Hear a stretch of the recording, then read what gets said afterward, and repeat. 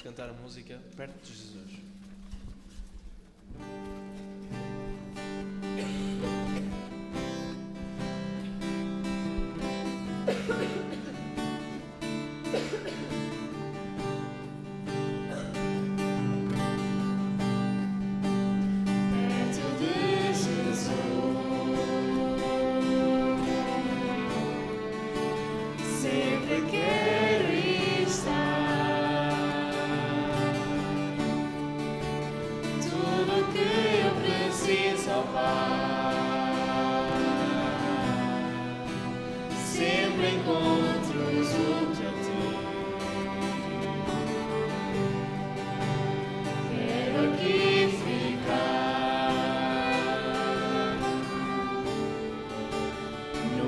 Me afastar e ao me abraçar, Senhor, sinto o teu amor por mim. Tu és o meu Deus, quero só a ti.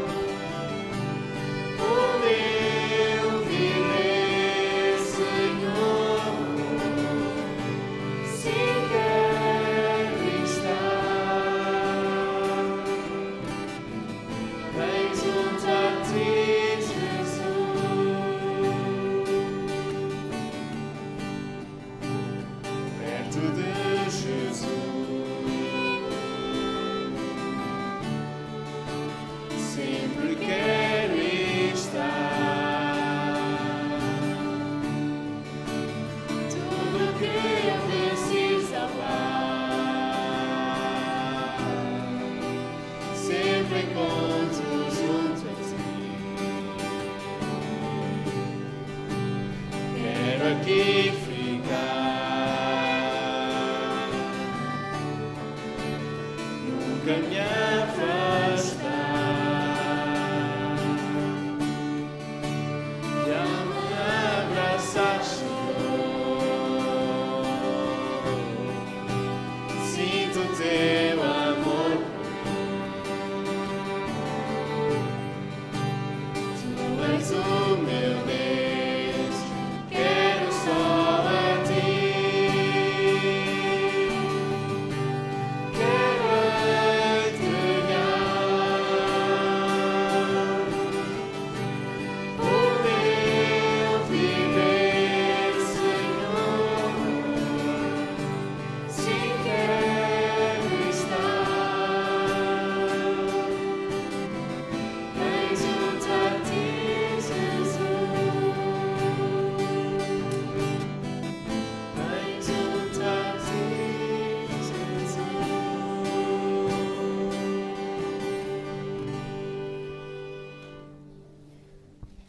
Queria só a atenção dos elementos do Conselho de Igreja, porque há uma pequena retificação. O Conselho irá reunir aqui na Capela às 16h30. Na Capela, hoje, às 16h30, a reunião do Conselho. Obrigada pela atenção. De pé, vamos cantar o hino Te Amo, ó Deus. Obrigado.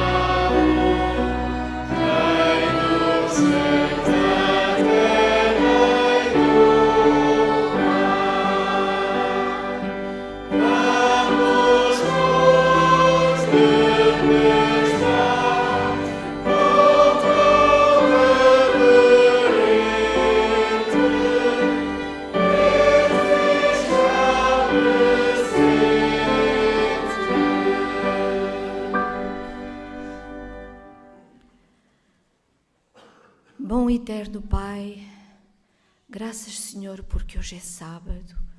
Graças, Senhor, porque puseste no nosso coração a alegria de vir à Tua casa. Puseste no nosso coração a vontade de Te adorar e de Te louvar. Possas, Senhor, aceitar este preito de gratidão, este culto de louvor. Te suplicamos pelos méritos de Jesus. Amém.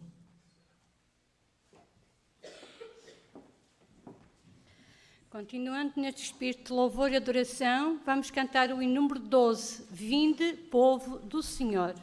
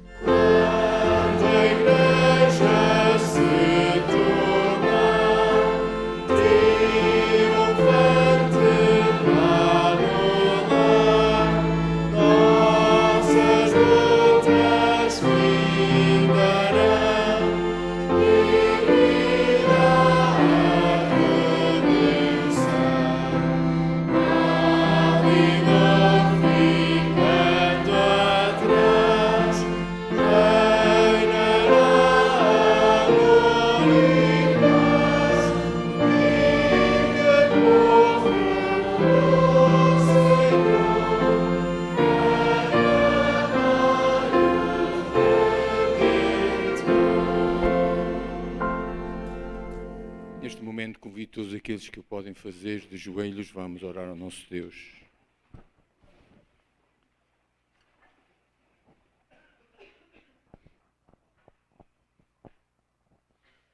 Nosso querido Deus, nosso Pai amoroso,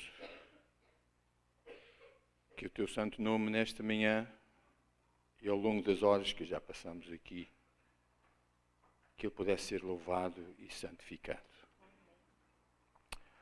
Obrigado por este chamado que Tu nos fazes cada sábado a vir a este encontro. E ao entrarmos nas portas desta igreja, que possamos entrar com aquele verdadeiro espírito de adorador. Que as nossas necessidades neste momento possam realmente saber quem Tu és, saber tudo aquilo que Tu fizestes em nosso favor. E obrigado pela grande dádiva do Teu Santo Filho, que veio morrer no nosso lugar. Obrigado pelo plano da salvação que há em Cristo Jesus. E nós Te agradecemos por esta bênção, por este conhecimento de nós sabermos, além da sepultura, há uma ressurreição. E que todos nós possamos fazer parte dessa primeira, para que nós possamos ouvir o nosso nome. Vinde, benditos do meu Pai. Que essa possa ser a nossa esperança neste preciso momento. que nós possamos, ao longo da nossa caminhada rumo ao céu, testemunhar que Tu és o nosso Salvador. Tu conheces as nossas necessidades também, quer sejam físicas, quer sejam também espirituais. Tu nos possas, Senhor, dar-nos aquilo que nós mais necessitamos. E os nossos pensamentos, neste momento, vão para aqueles que estão-nos a ver à distância. Tu sabes como é que eles se encontram neste momento. Se eles estão a passar por um momento de dor, Pai, vai ao encontro das suas necessidades. E que lhe dês a cura, se for essa a Tua vontade. E agora peço uma bênção muito especial para a Tua serva. Que ela possa ser ungida por Ti neste preciso momento. E que a mensagem que Tu inspiraste para ela nos transmitir esta manhã possa nos trazer o conforto que tanto precisamos. O conforto de viver esta bendita esperança em Cristo Jesus.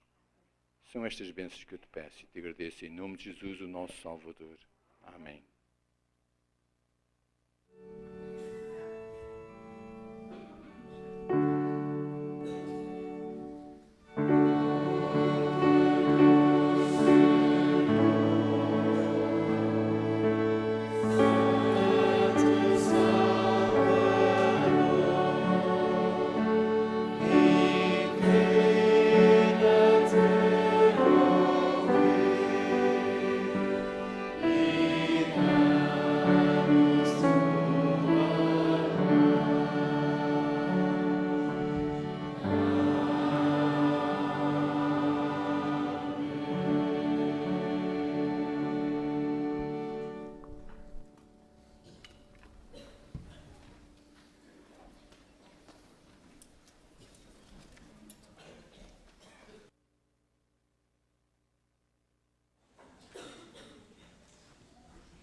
Este é o momento também de consagrarmos a nossa vida ao nosso Deus. É um momento de verdadeira adoração também. Nós vamos entregar a Deus as nossas ofertas. É um ato de gratidão que nós temos, que temos demonstrado na nossa caminhada rumo ao céu, que reconhecemos que as bênçãos que nós recebemos, tudo vem da parte do nosso Deus.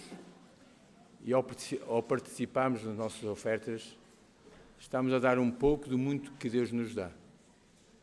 Que realmente possa ser este Espírito reino nos nossos corações esta manhã. E vamos dar também lugar às nossas criancinhas. E com alegria que elas o façam, que nós possamos imitá-las e fazê-las também.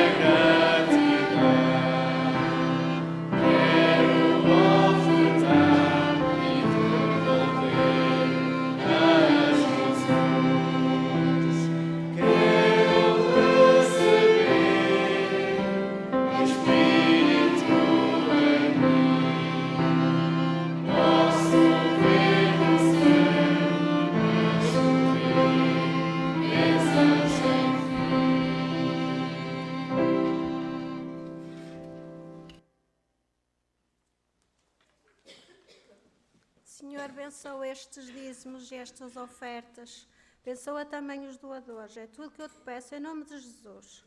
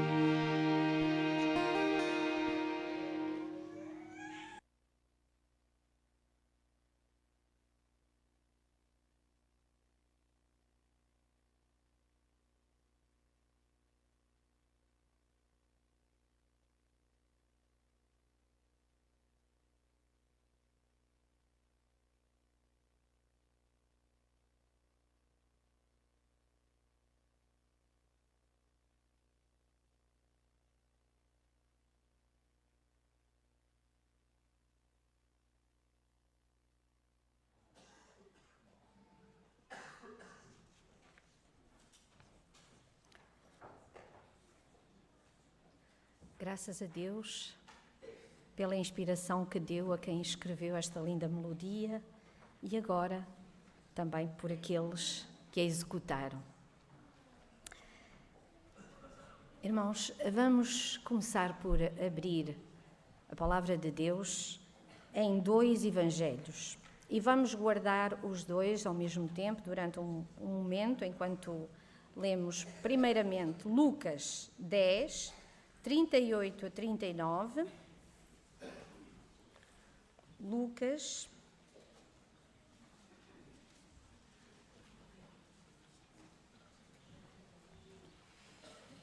no Evangelho de Lucas, no capítulo 10, os versículos 38 e 39 apenas.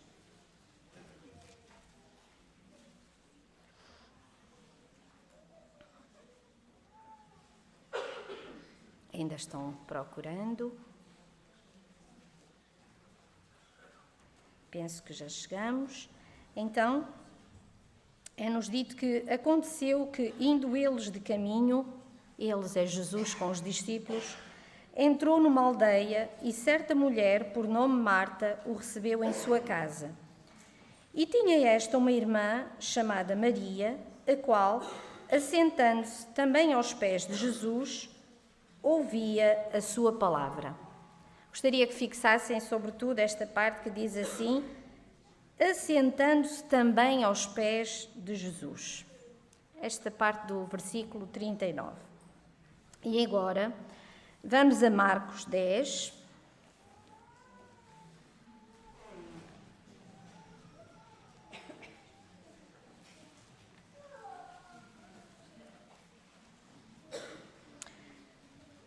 E os versículos 17, desculpem, o capítulo 10, versículos 17 a 22. Depois voltaremos novamente aqui a Marcos, mas vamos já ler para situar a pergunta que eu vou colocar de imediato. E pondo-se a caminho, correu para ele um homem, o qual se ajoelhou diante dele e lhe perguntou, bom mestre, que farei para herdar a vida eterna? Eu vou pedir para também fixarem aqui esta parte no versículo, e se ajoelhou diante dele. Esta é aquela que vamos fixar por enquanto. E Jesus lhe disse, por que me chamas bom? Ninguém há bom senão um que é Deus. Tu sabes os mandamentos, não adulterarás, não matarás, não furtarás, não dirás falsos testemunhos, não defraudarás alguém, honra a teu pai e a tua mãe. Ele, porém, respondendo, lhe disse, mestre, tudo isso guardei desde a minha mocidade. E Jesus, olhando para ele, o amou e lhe disse, falta-te uma coisa, vai e vende tudo quanto tens, e dá-o aos pobres, e terás um tesouro no céu, e vem e segue-me. Mas ele, contrariado com essa palavra, retirou-se triste, porque possuía muitas propriedades. A primeira pergunta é, qual é a situação das duas personagens que aqui vemos encontrar-se com Jesus?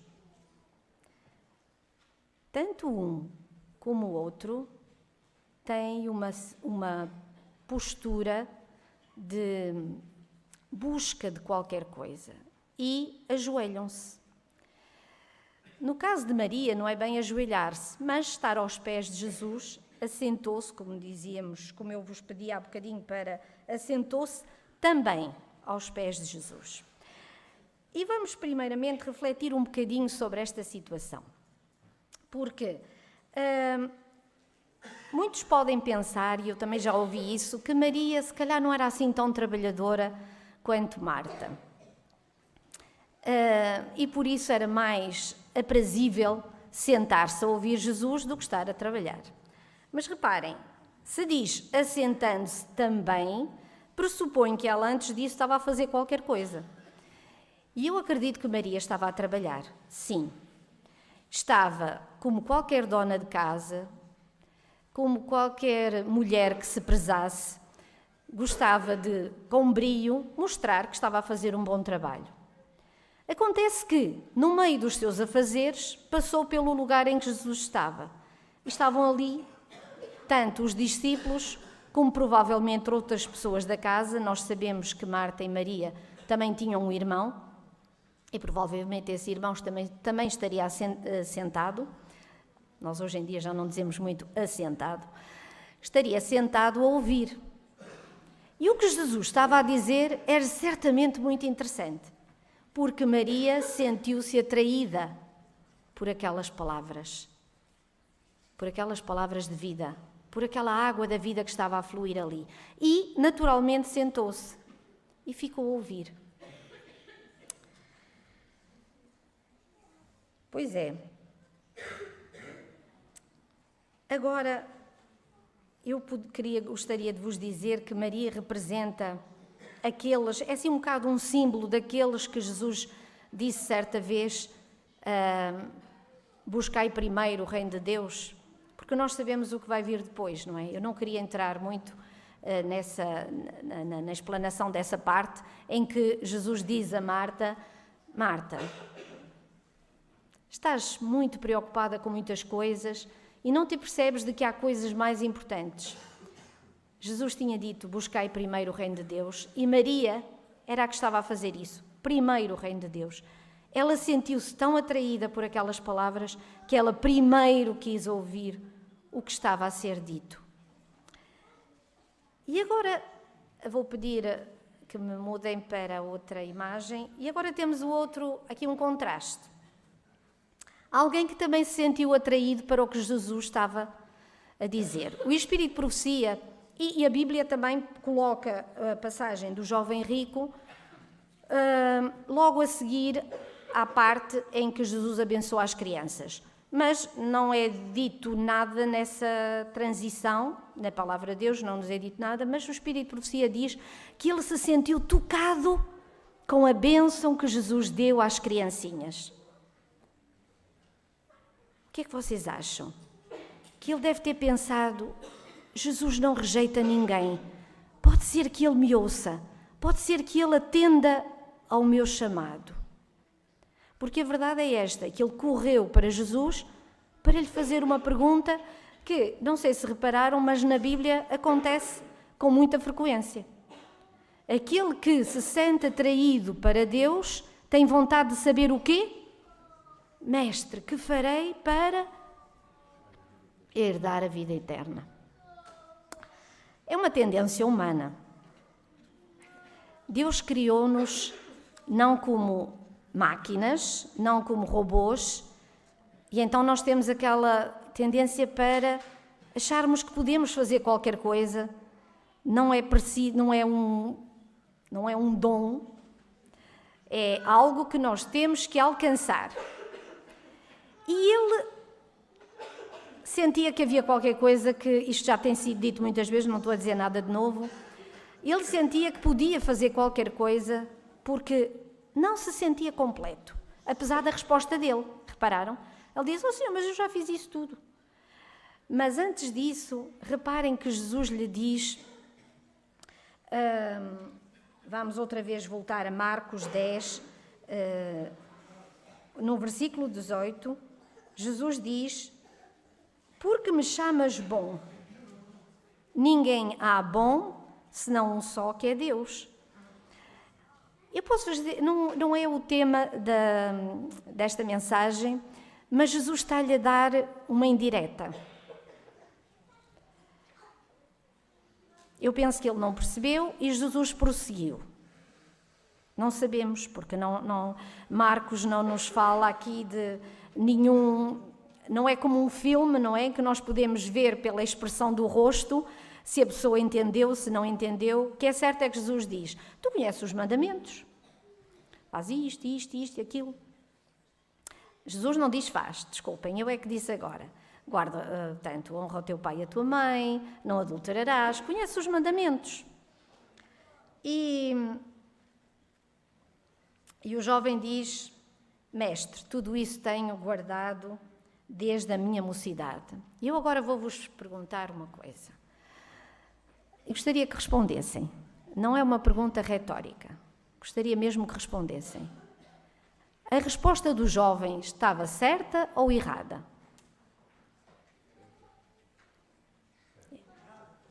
Pois, eu estou a ouvir alguns a dizer certo, outros a dizerem errado. A resposta está errada. Porque se ela estivesse certa, Jesus tinha-lhe dito, vai em paz, estás salvo. Pois é, sabem, antes de Jesus continuar, há aqui uma frase que diz assim, Jesus olhando para ele o amou e lhe disse, falta-te uma coisa. Reparem nesta expressão, olhando para ele o amou. Deus não disse, guarda os meus mandamentos para eu te amar. Deus disse, se me amais, guardais os meus mandamentos. Por isso é que a resposta do jovem estava errada. E eu já tenho ouvido dizer que Jesus o amou porque o jovem era um jovem correto. Ele guardava os mandamentos. Mas não é por isso que Jesus o amou. Precisamente Jesus o amou, sentiu um afeto especial por ele, porque ele estava errado. Porque Jesus viu quão desesperadamente ele precisava de luz, quão desesperadamente ele estava cego. E por isso, Jesus lhe diz, falta-te uma coisa. Eu vou traduzir. Aquilo que está aqui não é exatamente assim. O que Jesus estava a dizer é, vai, desfaz-te dos teus ídolos e depois vem e aprende de mim. Porque tu com ídolos nunca vais aprender nada. E agora vou tomar mais uma liberdade, é uma liberdade poética, vão-me desculpar. Sabem que o resto do relato diz que o jovem se retirou triste, porque como tinha muitos bens, não se queria desfazer dos bens, ele compreendeu mal a mensagem de Jesus. Ele achou que era, tem que ser pobrezinho, tem que ser miserável. Deixem-me fazer outra pergunta, Jesus era pobre? Vocês agora já estão desconfiados, já nem querem dizer sim nem não. É assim, dos bens deste mundo, era pobre. Mas Jesus não era pobre, ele era o dono de tudo. E os seus filhos não são os donos de tudo? Eu esta semana ouvi uma experiência que alguém que comentava que tinha visto um jovem que tinha uma t-shirt onde dizia assim, o meu pai é o dono deste mundo e eu sou o filho. Não é? O meu pai é o dono deste mundo e eu sou o filho. Eu achei muito interessante, porque o dono deste mundo, se for um cristão, maravilha. Vamos lá ver se era isso que ele queria dizer. Então, Jesus lhe diz, desfaz-te dos teus ídolos. E este jovem se retirou triste. A tal liberdade que eu vos falava, a liberdade poética que eu vos falava há bocadinho, é o seguinte. Eu gosto de pensar uma coisa que não está na Bíblia. Mas eu gosto de pensar que este jovem era José de Arimateia. E que ele durante um tempo esteve a pensar nas palavras de Jesus. E quando Jesus foi levantado, assim como Jesus disse, quando eu for levantado, todos atrairei a mim, ele pensou, caiu nele. E então passou a ter outra atitude, passou a deixar os seus ídolos para dar um lugar digno ao Filho de Deus, para repousar durante aqueles 3 dias, porque Jesus tinha dito, passado 3 dias, se levantaria, não ficaria ali, mas durante aqueles 3 dias, dar o melhor que podia para Jesus, ele comprou um túmulo novo, que não tinha sido estreado. E também, e agora reparem, sou eu a dizer, isto não está na Bíblia, e também, lembram-se em Atos, na igreja, na igreja primitiva, como aqueles que tinham bens vendiam o que tinham estava a dizer que vendiam tudo o que tinham. Vendiam o que tinham para ajudar os que não tinham. Quem sabe também era José de Arimateia. Quem sabe era este jovem rico. E eu gosto de pensar nisso porquê?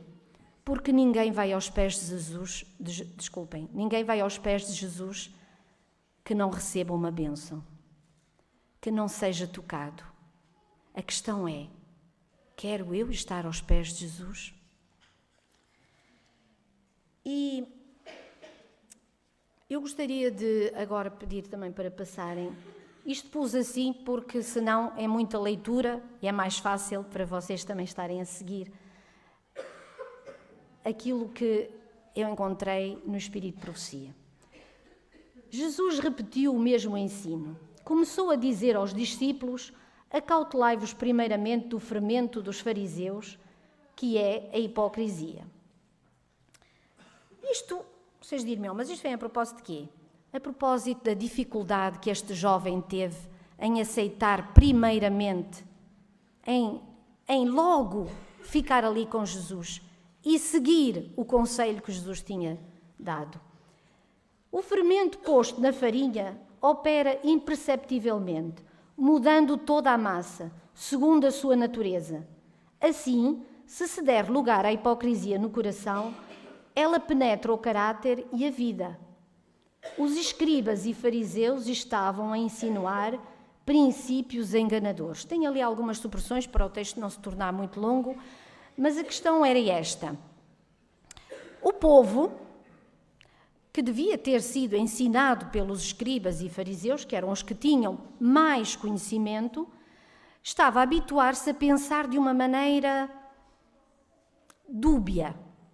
Isto é, eu guardo os mandamentos exteriormente, de uma maneira formal, não é? Lembram-se quando Jesus falou que eles diziam que iam, para não, por exemplo, não dar assistência aos pais, diziam que era corban, que era uma coisa que eles já tinham dedicado a Deus, então não podiam utilizar aquilo para socorrer os pais. Mas isso era uma forma velada, até podia ser que até dessem para o templo. Mas alguma vez Deus pediu que nós lhe dessemos a Ele aquilo que é suposto socorrer um necessitado? E reparem que Jesus sempre disse, fazei isto sem descurar aquilo. Tudo tem que ser equilibrado e não descurar um mandamento em proveito de outro. Mas isso é que era a tal hipocrisia. Reparem uma coisa. Quando Jesus diz ao jovem rico aqueles mandamentos, citou aqueles mandamentos, repararam num pormenor. Jesus não citou os 4 primeiros. Vou só deixar isto assim aberto, já falaremos disso. Vamos continuar. Estes falsos princípios, uma vez aceitos, operavam como fermento na massa, no povo. E por isso Jesus veio ensinar a verdade como ela era em Deus, não como circulava no meio do povo. Era este ensino enganador que tornava tão difícil para o povo o receber as palavras de Cristo, como aconteceu com o jovem. As mesmas influências estão a operar hoje em dia através dos que procuram explicar de tal modo a lei de Deus que a fazem conformar-se com as suas práticas. Explicam-na de maneira a destruir-lhe a força. Vamos continuar? A hipocrisia dos fariseus era o produto do egoísmo. O objetivo da sua vida era a glorificação deles próprios, e isto levava-os a perverter e aplicar mal as Escrituras, e cegava-os quanto ao propósito da missão de Cristo. Os próprios discípulos de Cristo achavam-se em risco de alimentar este mal subtil. Os que se consideravam seguidores de Jesus, mas não tinham deixado tudo a fim de se tornarem seus discípulos, eram em grande parte influenciados pelos raciocínios dos fariseus. E estavam muitas vezes vacilantes entre a fé e a incredulidade, e não discerniam os tesouros da sabedoria ocultos em Cristo. Vamos continuar. Penso que não há nada a acrescentar. Estão a entender? Os próprios discípulos... Desculpem, isto é... Não, é outro.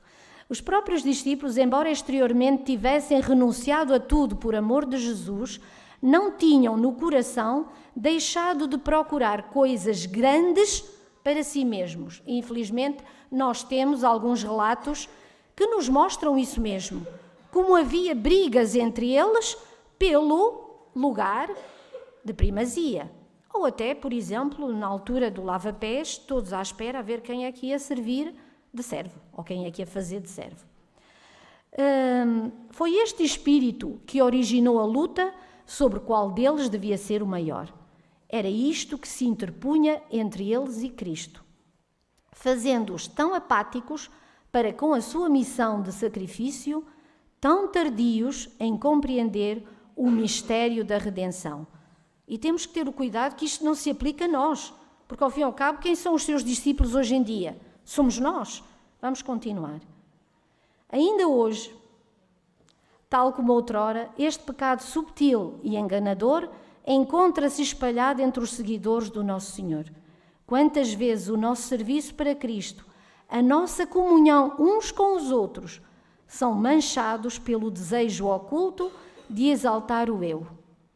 Quão pronto é o pensamento a congratular-se consigo mesmo e o desejo da aprovação humana. Muitas vezes, quando alguém não nos diz fizeste muito bem, ficamos tristes. Não está certo. Temos que repensar as nossas prioridades e aquilo que é realmente importante. Estou eu a fazer a vontade de Deus ou estou eu procurando dar exaltação a mim mesmo? É o amor do próprio eu, o desejo de um caminho mais fácil do que aquele que nos é designado por Deus, que leva à substituição dos preceitos divinos por teorias e tradições humanas. Cuidado, a palavra de Deus é tão clara. Não deixemos que Satanás nos engane com vãs teorias, vãs filosofias, ensinos falsos. Basta estar atento à sua palavra. Basta estar aos pés de Jesus. Vamos continuar.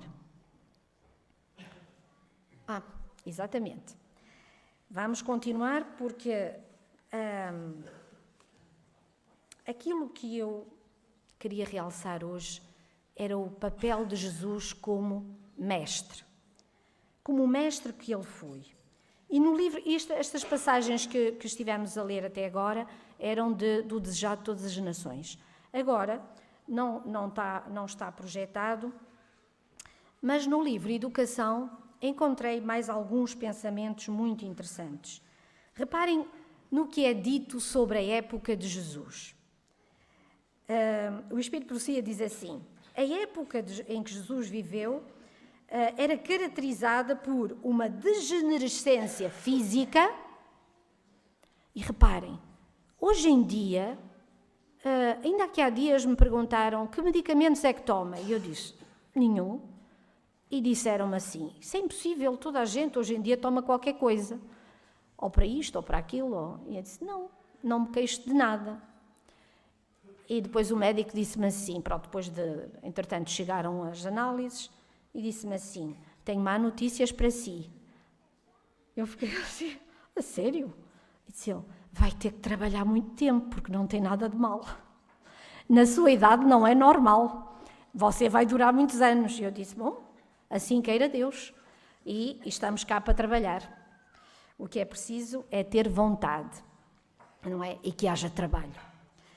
Mas vamos lá. Caracterizavam a época de degenerescência física, é o que nós assistimos hoje também, o torpor mental e a morte espiritual.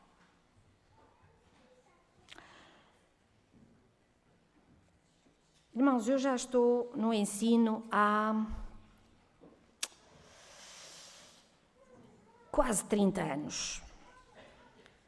E eu não acho que os jovenzinhos de hoje em dia tenham menos capacidades que os de há uns anos atrás. Não acho. Aliás, ainda há muitos que às vezes me surpreendem. Portanto, glória a Deus.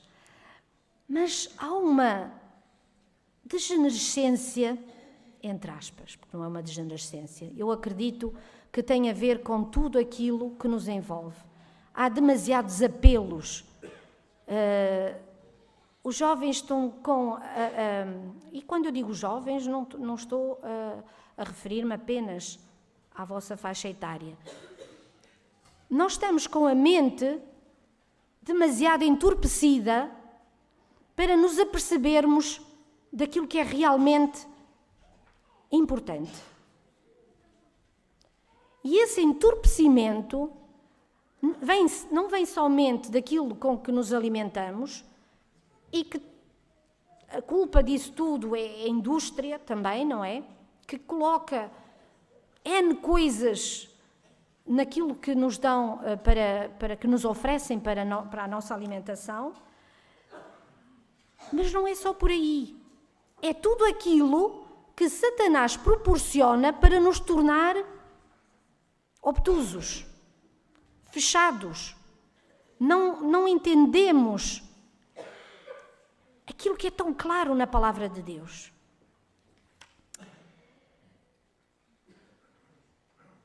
Diz aqui também que o coração que amava o pecado, está ainda a falar daquela época, imputava a Deus os seus atributos. E reparem, propensos à satisfação própria, o povo acreditava que aquilo que eles desejavam, que era a exaltação, também era o que Deus desejava. E, curiosamente, esta manhã, durante a lição da escola sabatina, também se falou nisso. Que as pessoas acreditavam que Deus... Aliás, Satanás tinha implantado esse pensamento, não é? Foi isso que ele acusou Deus. De que Deus queria a sua exaltação própria, por isso cumulava de bens Jó, para que Jó o adorasse. E não era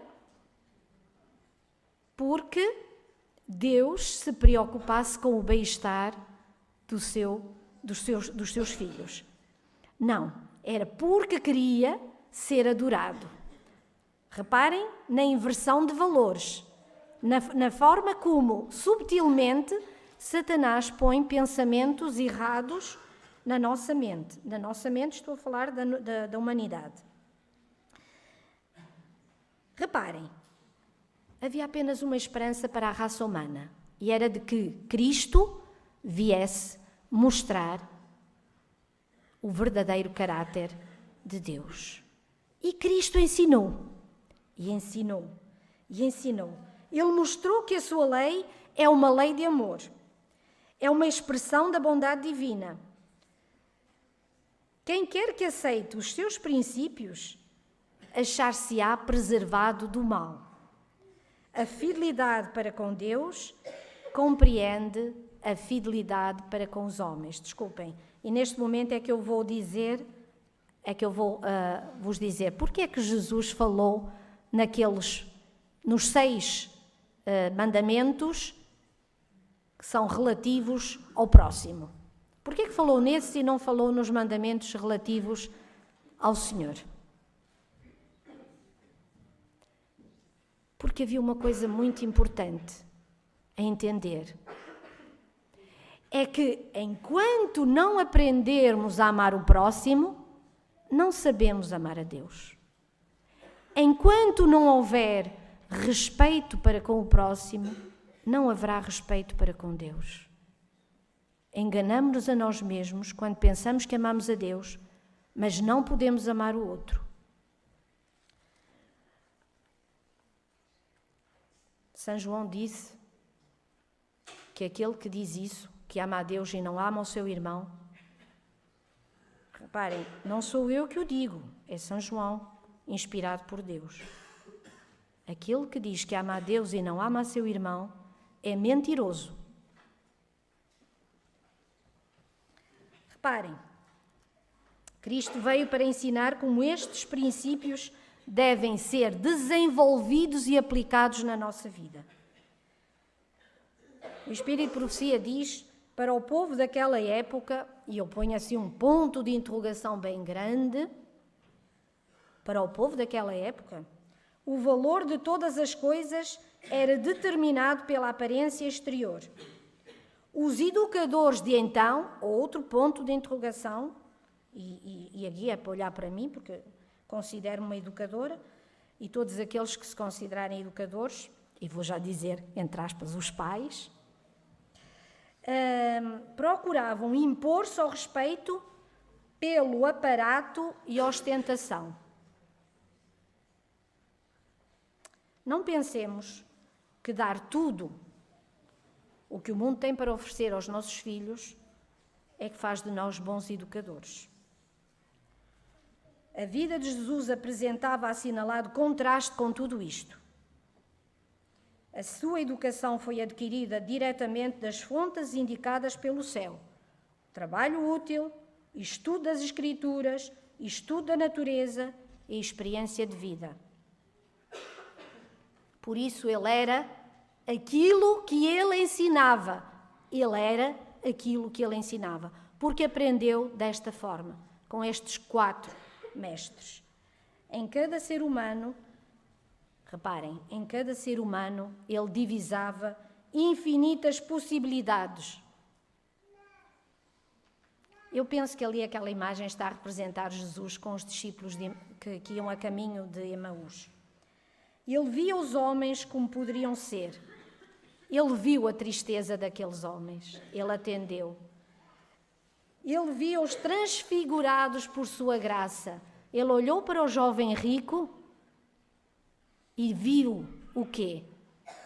Sabem o que é que ele viu? Aquela frase, eu vou dizer aquela frase que Deus disse a Ananias quando estava a referir a Saulo. Este é um vaso escolhido para levar o meu evangelho a todo o povo, a toda a raça, a toda a tribo, a toda a língua, a toda a nação. Ele viu que aquele jovem rico podia tornar-se, revelando em si mesmo o verdadeiro ideal do homem, ele despertava para a consecução deste ideal tanto o desejo como a fé, ou seja, o querer e o efetuar. Reparem que aqui a fé, o efetuar, a fé é sempre ativa, é um princípio ativo. Quando nós temos fé, avançamos. Não é quando temos fé, ficamos à espera que as coisas aconteçam. Em sua presença, as almas desprezadas e caídas compreendiam que ainda eram homens e anelavam mostrar-se dignas do seu olhar.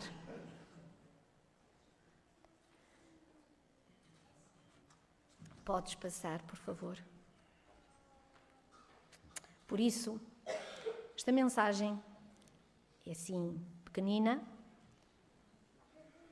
Eu apelo a cada jovem, a cada um dos meus irmãos, a que estamos próximos de um ano novo, mas já antes do ano novo, já hoje, tenham um lugar, e quando eu digo um lugar, não é no espaço, mas pode ser também, é um lugar no tempo. Reservem a melhor hora de cada dia para estar com Jesus, porque aos pés de Jesus, contemplando-o, vendo-o, ouvindo-o na sua palavra, lendo os evangelhos, e não só, porque ele está presente em toda a palavra, através do estudo e da leitura, vos aproximeis de Jesus e possais crescer em graça como ele crescia. não só em estatura, mas em graça, fortalecendo em espírito e em verdade, para que possais ser homens de valor e de fé e possais ser achados dignos representantes seus nesta terra. É o meu desejo nesta manhã. Amém.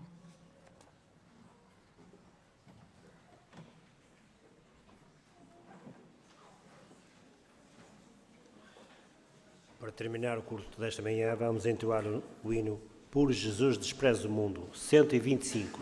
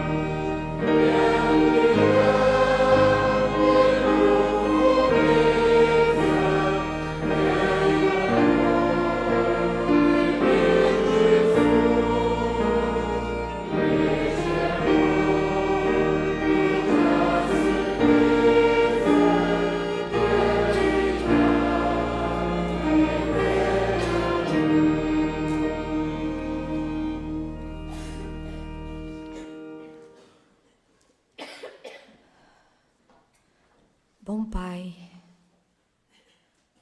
Deus da graça e do perdão, te suplicamos, Senhor, faças de nós luzes para este mundo que parece em trevas.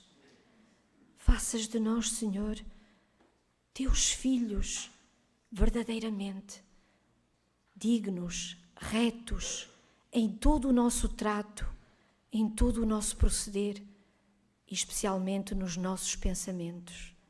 Purifica estes pensamentos, Senhor, com o teu Santo Espírito, que nós possamos desejar constantemente a tua presença e não te larguemos nunca da mão. Te suplicamos pelos méritos infinitos de Jesus. Amém.